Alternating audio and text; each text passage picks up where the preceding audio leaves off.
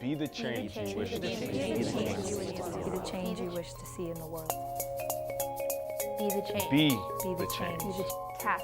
Cast the change.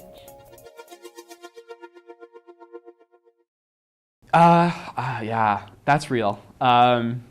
So it's something that everybody grapples with, whether you're the most diehard activist and whether you're leading the march to freedom or justice or equality or whatever, or you're somebody who really doesn't care or is too busy or is not particularly engaged in social movements. We all grapple with the notion that we are but one person. That's an easy attitude to take, and one that some people might take as almost an excuse for not doing public service. Well, what does one person's day at the soup kitchen really do? I think the first, in terms of direct service, the fact is that if everyone took that attitude, we wouldn't have any direct service, which is obviously a problem for many of the people who benefit from that. But in addition, I think that as I've grown as a college student, I've spent a lot more time helping to mobilize others to the causes that I care about and connecting other people with public service opportunities and seeing how having, for instance, an event where I encourage my 96 sorority sisters on campus to come to the event rather than just doing the volunteer work myself. You really start to see that sort of pay it forward effect of exponential change. But if enough single people come together with a united cause, eventually that one voice will be 10, will be 100, will be 1,000,000. The way that we define making a difference is important to that question.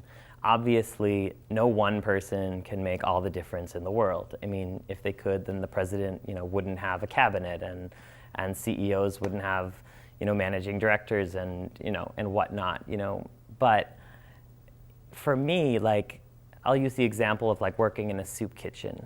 It's like that interface between one person who you're helping out in that situation and seeing that you have brought food to their table and that they can go to bed not hungry that night, that is making a difference. If you're one person, that's one life you can impact, even if it's just one-to-one, that's something that wasn't there before. And that one person next to me, next to you, it creates a domino effect. You're one person, but you're also one person on a college campus of thousands. And if you want to make change, and your friends want to make change, at the end of the day, that's another dozen people. And then if they talk to their friends, that's another 100 people. I think there's definitely a ripple effect. There's so much power in just one action, which is probably going on your campus in other forms. So it's a collective, especially when you're on campus, even though you might feel like you're just one person. When you're thinking about yourself and you're thinking about, what can I be doing to make a difference, it's back to the idea of, how much change can I affect versus how am I relating to people and what difference am I making on one person's life. And I think that at the end of the day, if you have changed someone, that's never a waste. If you have affected someone, if you've been affected, if you carry something from service that you can then share with other people, that's never a waste. It takes a lot of individuals to accomplish anything, and also if you cut yourself off from the whole, you're disempowering yourself. As soon as you say, I can't do anything, I'm just one person, you've completely disempowered yourself, and that allows other people to adopt the same mentality. Never underestimate the power of one.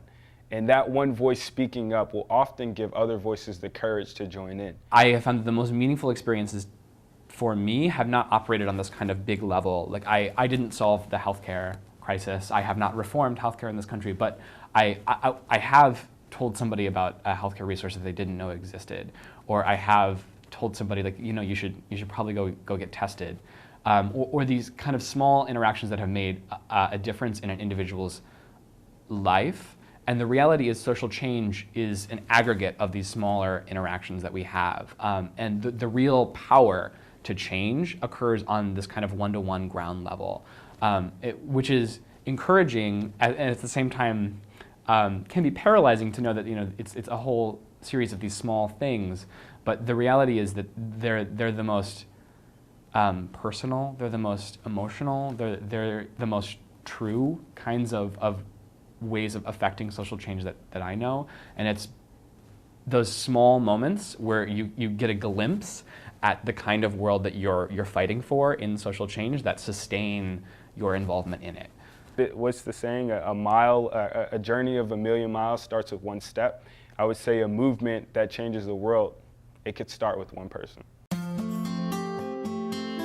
You can make a difference. You can make a difference.